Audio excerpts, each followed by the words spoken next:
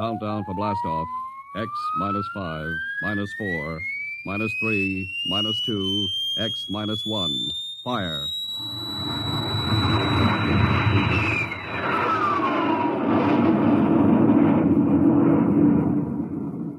From the far horizons of the unknown come tales of new dimensions in time and space. These are stories of the future, adventures in which you'll live in a million could-be years on 1,000 maybe worlds. The National Broadcasting Company presents X minus 1.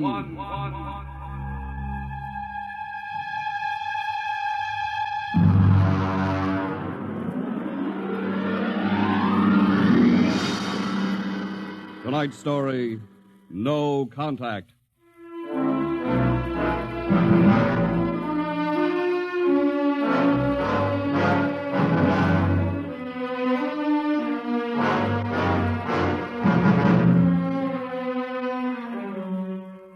It was in the year of 1982 that spacemen first discovered the Great Galactic Barrier. In the past 10 years, rocket travel to the moon and the nearer planets had become commonplace.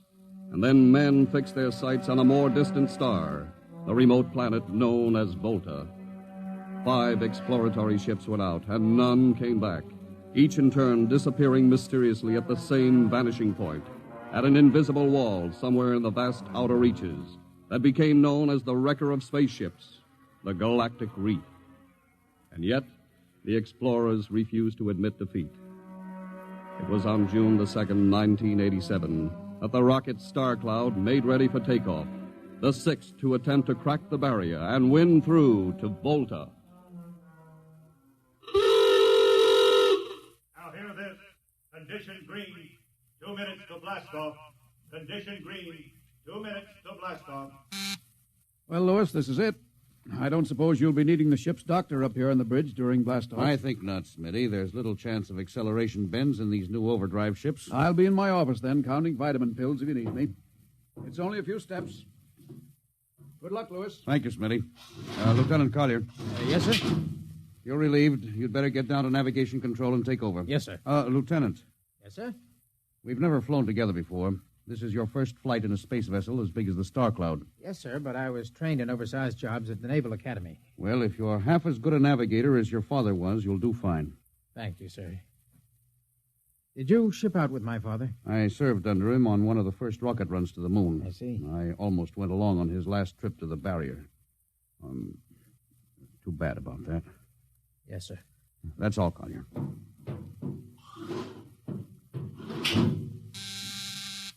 Lieutenant Paulison. Get me the ground control tower on the field. I want to talk to Colonel Harrison. Yes, sir. Go ahead, sir. I patched in the bridge speaker. Colonel Harrison? Yes, Captain? We're standing by for takeoff in 30 seconds. Good. The field's cleared of all personnel. We'll try to reestablish radio contact immediately after takeoff. In any event, there'll be a 24-hour ground monitor. Fine. Good luck. Hope you make it. Thank you. Bridge to navigation control. Nav control, Collier. Ready, Lieutenant? We're ready, Captain. The course is in the integrator for takeoff at 1200 hours. All right. Stand by for blastoff. Bridge to engine room. Fire up your rocket chambers. Take off at exactly 1200 hours. I'll read you off. 20 seconds. 19. 18. 17. 16. Hold it. Revoke all orders. Who turned in that alarm? Paulison, sir. We've uncovered a stowaway. Stowaway, where? Hiding in sickbay. Dr. Smithson found him. Have him brought up to the bridge. Engine room, kill your rockets and stand by.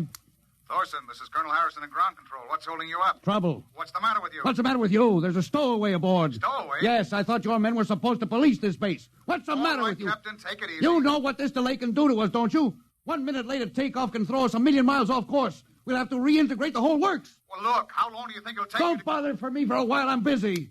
Stupid idiot. Captain Thorson? Yes, come in, Smitty. Here's your stowaway. I'll court-martial the... Oh, Charlie. Can you use a good radio man, Skipper? Well, I see you two have met. Matt, Skipper and me made 50 trips to the moon together. Didn't we, Skipper? Charlie, if you wanted to come along, why didn't you volunteer? I did, Skipper. They turned me down. Well, what's wrong with you? Acceleration bends. They said my arteries wouldn't stand another trip. Oh, I'm sorry to hear that. But they're wrong, Skipper. I got one more good trip in me. Listen, Skipper, you know that these green kids, they don't know the first thing about space radio operation. Now, you put a man like me on, and I'll be getting you bedtime stories from Mars. Charlie, you know the regulations as well as I do. I can't take you much as I'd like to. Colonel Harrison will murder me for this. Well, I'm sorry, Charlie. I'll have you put aground. I'll tell you what, I'll ask Harrison to put you on as ground radio contact, and it'll seem as if you're right here with us. He won't do it, sir. Well, he'd better. I'll have him busted to corporal for letting you sneak aboard. Look, Charlie, you better be off. Paulison. Yes, sir. I'm sending this man aground. Give him time to clear the launching platform. Yes, sir. So long, Charlie. I'm sorry. Good luck, Skipper. I thought you were going to have him drawn and quartered. If it had been anyone else, I would have, Smitty. But Charlie, well, he's kind of special. He's been with me since my first command when we began the regular run to the moon. And if he wanted to come along this time, well, it's only through loyalty to me. You know, Lewis, I didn't realize it before, but you're almost human. Captain Dawson, nav control, Collier. Oh, yes, Lieutenant. How badly are we fouled up? Can you recalculate the course, or shall I cancel the takeoff? I've already plotted a new course on the integrator, sir. If we take off in exactly 30 seconds, we'll need to correct for only a 1-degree deflection. I can do that before we breach the stratosphere. That's quick work. Are you sure? Yes, sir. Positive, sir. All right, Collier. I'm putting it in your hands. We'll blast off on your signal. Bridge to engine room. Prepare to blast off on navigator's signal.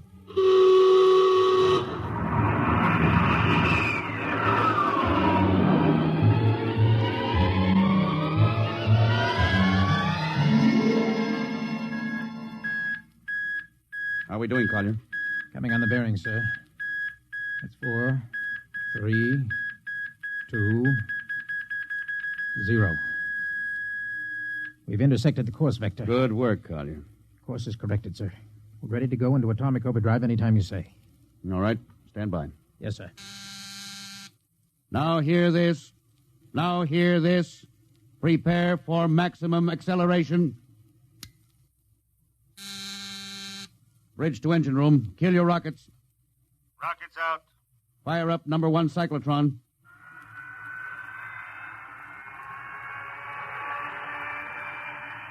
Number 1 ready. Fire up number 2. Number 2 ready. Withdraw your dampening rods. Fission chamber ready. Blast tubes cleared. All generators operating at capacity. Take it over, sir. Go into overdrive at the count of 0. 3 seconds, Mr. Collier. 3, 2, 2, 1, 1, 0. 0.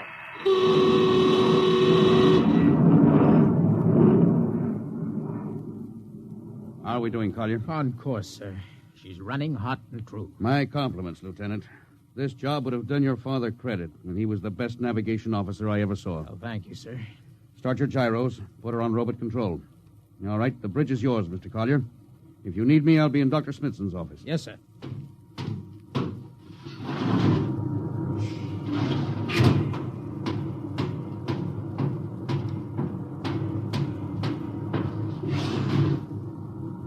Well, Lewis, I see you got us off the ground. You can thank young Collier for that. Chip off the old block. You knew his father? As a matter of fact, I knew him very well. First-rate spaceman. Oh, is he the one yes, who... Yes, he was lost in the galactic barrier on the second ship we sent out to Volta. Lewis, just what do you think this galactic barrier is? Oh, your guess is as good as mine, Doc. All I know is that 5 ships have gone into it, and none of them have come back out. You think it's a nit? How about Mestrovik's theory that it's a time warp in space? That the ships reach it and slip into another dimension? I think that's a lot of rubbish. My theory is that the galactic barrier is nothing more than a radioactive layer of some kind. Why do you say that? Well, we know that radar signals bounce off it like they were hitting an invisible glass wall. And we know that it destroys our ships and crews in some way. There's no other logical explanation. What makes you think we can get through it, Lewis? Because we're ready for it. The others weren't. The entire hull of this ship is completely shielded with lead. We can crack through any radioactive cloud ever detected. Besides, we're equipped with some new UHF radio devices that should enable us to maintain radio contact with Earth. Nothing can happen. Absolutely nothing. Now, who are you trying to convince? Myself, I suppose. Lewis, you've had your share of glory. First skipper to reach the moon back in 1962. You could have retired. Why are you risking this trip? 5 ships are missing. Men like Prentice, Margetson, young Collier's father. I'm tired of seeing good men fed into that meat chopper. Then why are we going to Volta? We haven't any choice, Smitty. We're in a race, the kind of race where men and ships are expendable. According to the Interspace Code, the first nation to reach Volta can claim it. Well, personally, I want no part Now, of it. Doc. I'll have to play physician, morale builder, and mother substitute for 112 slightly nervous men. Well, your morale doesn't sound too good, Doc. As morale officer, I can state without fear of contradiction, it is terrible. And something tells me as we approach that galactic barrier, I'm not going to be alone.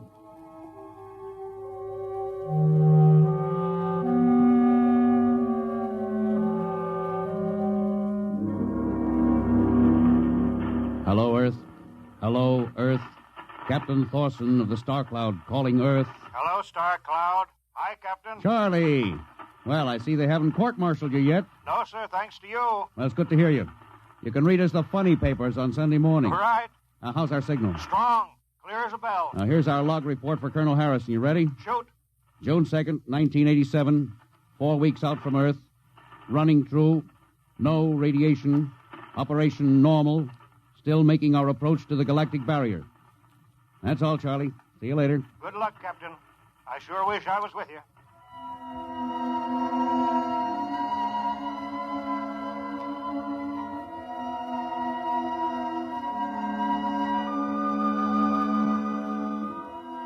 How's the morale, Smitty? The men know we're getting closer to the barrier. They're beginning to show a little tension, Lewis. Well, how's their physical condition? Any sickness? About half the crew has come down with space blues. I was afraid of that. Are they bad? Same as usual. Lips and hands with a bluish cast. Eyes are sensitive to infrared. I don't know. When I first started flying these tin cans, nobody ever heard of space blues. Well, now there's a theory it's caused by the terrific acceleration of atomic overdrive. Change in gravity affects the circulation. What do you think? I think it's psychosomatic. I've noticed that the same men who get space blues under tension on a ship tend to get blue coloration back on Earth when they're upset. I guess it's just an occupational disease of space navigators. You think it's just nerves, then? Well, young Collier's got a bad case. I think it's tension from overwork. Maybe he needs some vitamins. Lewis, when will you realize that vitamins are not a panacea for all the troubles of mankind?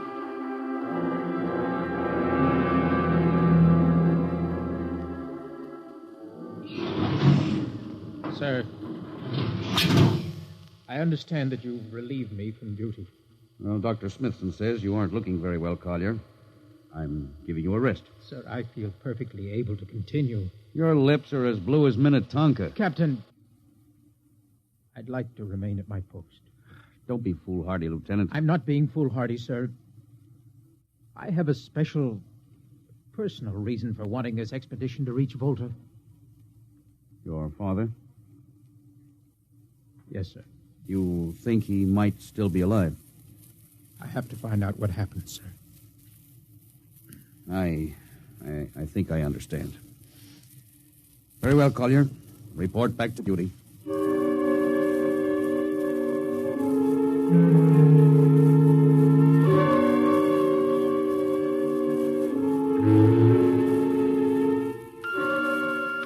What's the reading, Paulison? We're getting a +5 radar bounce now. Coming off the barrier almost as fast as we sent it out. What's the interval? 2 seconds. Shortening steadily. At this rate, we'll hit the wall in the next few minutes. All right. Alert the crew. Sound general quarters. Now, hear this. Condition red. We are now approaching the galactic barrier. All hands to stations. All radiation detectors to be fully manned. Full security will prevail until further notice. That is all. Paulison. Yes, sir? The radar bounce is up to +6. We'd better try to make final contact with Earth. Is Sparks still trying to raise the base? Yes, sir, but he's not having much luck. Huh? Seems to be some interference. That's the radio room now. Yes? You got him? Well, cut in on the bridge speaker. Captain will take it from here. Hello? Star Cloud to Earth. Can you hear me, Earth? Hello, Skipper. I can barely read you. We're getting heavy static from sunspots. That's not sunspots, Charlie. We're right on top of the galactic barrier. Getting a +7 radar bounce. Expect to hit the barrier almost any second now. Good luck, Skipper. If we crack the barrier and come through still in one piece, I'll try to get back to you on the high-frequency band. Got you, Skipper. Don't worry. I'll be waiting. So long, Charlie. So long, Star Cloud. Must be getting awfully close now, Captain. Echo's bouncing back so fast it's almost beating the signal. When they go inside, hold on to your hat. That's when we run into the wall. Any second. Hold on. Oh, here goes nothing. Here it comes.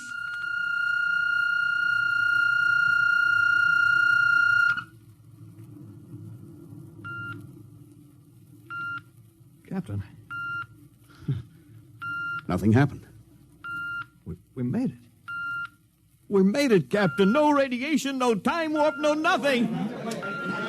Now, the crew's gone crazy, sir. Let them. They've earned it. Doc, can you break out a few bottles of snakebite serum for medicinal purposes? I sure can, Louis. This calls for a celebration. How's your morale now? It couldn't be better. How's yours? Couldn't be better. What the... Condition red. Condition red. Radiation detected. Condition red. Radiation detected. Holy mackerel. Look at the needle on that indicator. Paulson. Yes, I see it, Captain. Picking radiation like crazy. What's it like? Well, it's a strong impulse. What kind? I don't know. It's too long for a cosmic ray, too short for UHF.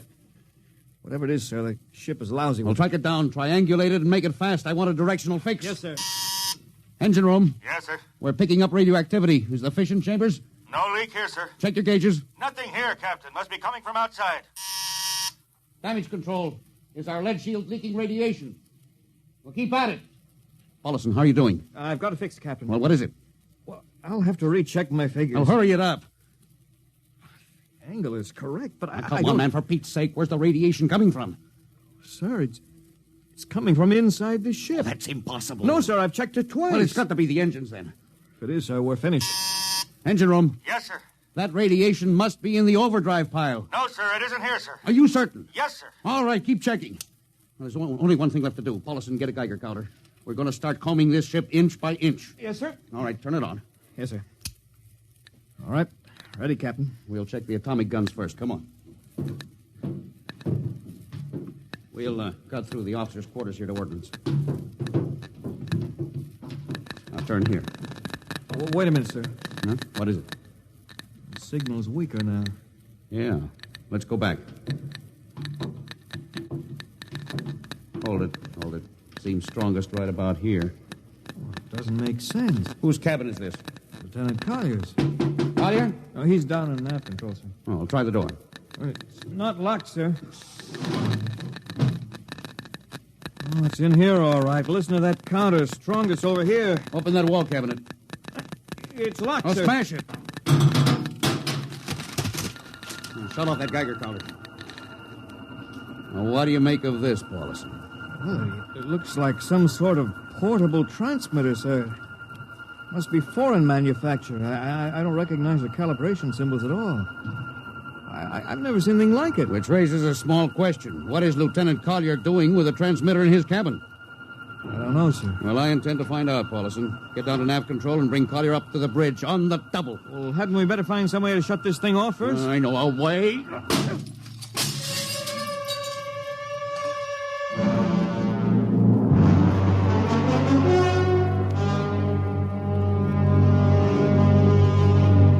Lieutenant Collier, I'm going to ask a few simple questions, and I want a few simple answers. Yes, sir. What were you doing with the transmitter in your cabin? Transmitter, Captain? Oh, you know nothing about it. Oh, no, sir, I don't. Do you recognize these calibration symbols? No, sir. Can you think of how it might have been placed in your cabin without your knowing it? No, sir, unless someone came in while I was on duty. Would that have been possible? I suppose so, if someone had a key. I found your cabin door unlocked. Well, I meant a key to the wall cabinet. I didn't say the wall cabinet. Well, I... You what, Lieutenant? How could you have known it was in the wall cabinet? Well, I just assumed, sir. Lieutenant Collier, I find it hard to believe you would lie. Having known and respected your father, having observed the way you handle your job. However, I intend to get to the root of this thing. May I have your wristwatch, Lieutenant? Sir? Your wristwatch. Yes, sir. Paulson, turn on that Geiger counter. Yes, sir. Hold this watch next to it. Yes, sir. That's all. Lieutenant, if you hadn't any close contact with that transmitter, how do you explain the radioactivity of this watch? Well, I don't, sir. I think you'd better. To whom were you sending those signals? Condition red. Condition red. There's your answer, Captain. What is this, Collier? Alien spaceship approaching. Alien spaceship approaching. Collier, who's aboard that ship? All right, now talk! Very well, Captain. My mission seems completed. Your mission? Are you admitting that you're an agent of a foreign power? I'm stating it. What nation? No nation, Captain. What? I am an agent of the Voltan government. What? The government of the planet of Volta. You're crazy. Are you so stupid, Captain? Did you think your people are the only ones who can invade another planet? What do you mean? We've had agents operating on Earth since 1945. I don't believe you. What do you think happened to those 5 ships, Captain? Where do you suppose we got our information? Your language, your culture, family background. Your appearance, you look like... Like Commander Collier? Well, is that so surprising, Captain? You see, Captain, we had a living model. I ought to kill you. That would be very foolish, Captain.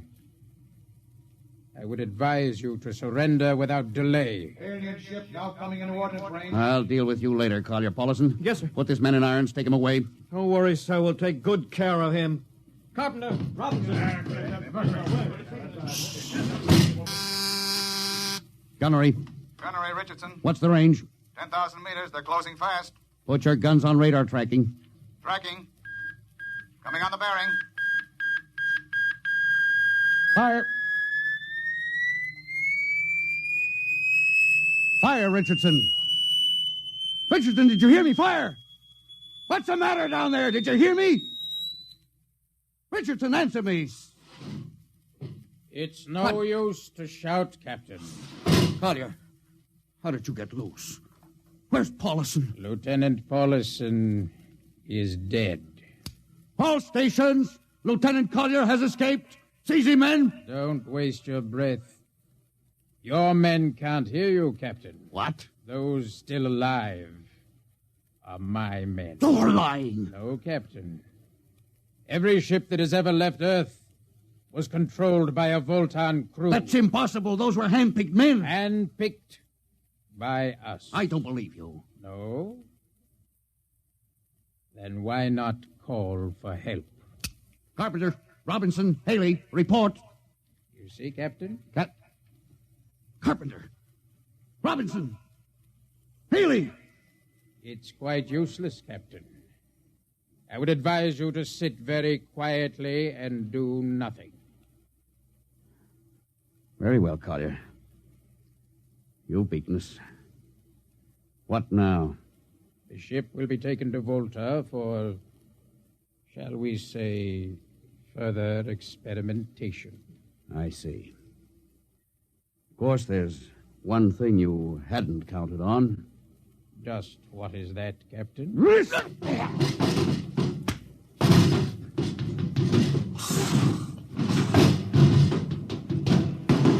Carpenter! Are you in there, Lieutenant Carpenter? They can't all be dead. There must be one alive. Smitty, Dr. Smithson! Smitty, what have they done to him? Louis, Dirty. Don't talk. I must lean closer. There's not much time. Louis, space blues. Space blues? What is it, Smitty? What are you trying to tell me? All men with space blues. Voltans. Let me help you. No, Louis. Get message back to Earth. Voltan, 5th column. Watch out for space blues. Smitty. Oh, Smitty. Captain Thorson, you can't hide from us now. Come back to the bridge and surrender, or my men will come and get you.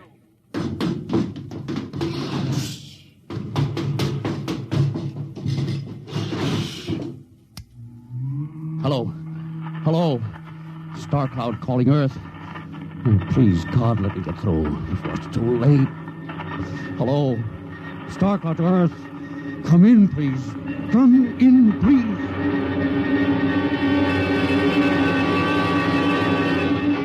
Hello.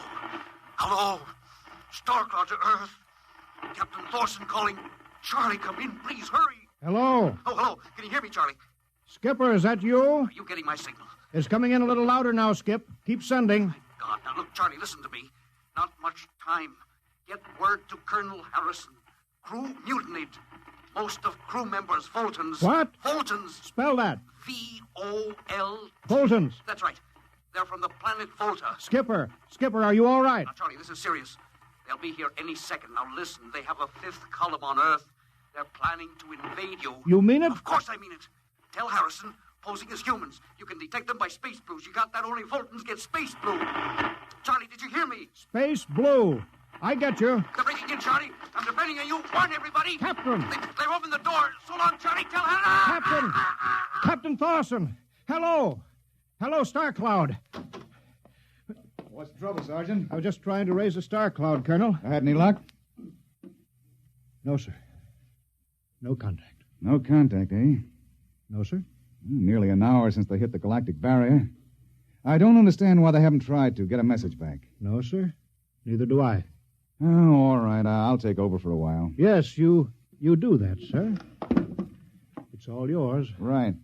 Oh, and Charlie, you better go out and get yourself some coffee. You look a little blue around the gills.